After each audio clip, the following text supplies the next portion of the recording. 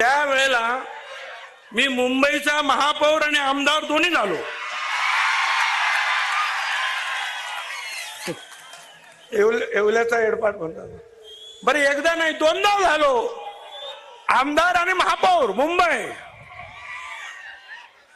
आणि हिंदुस्थानच्या महापौरांचा अध्यक्ष झालो. अरे तू ग्रामपंचायतीचा सरपंच होऊन दाखव.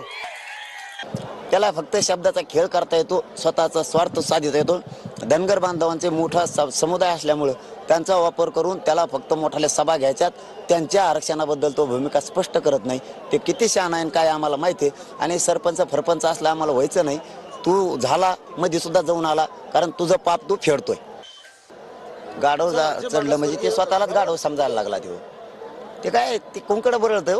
त्या टायमाला आबळ नसलं पाहिजे. आबळ नसलं चांगला बोलतो, त्या आबळ आलं त्याला फिरत.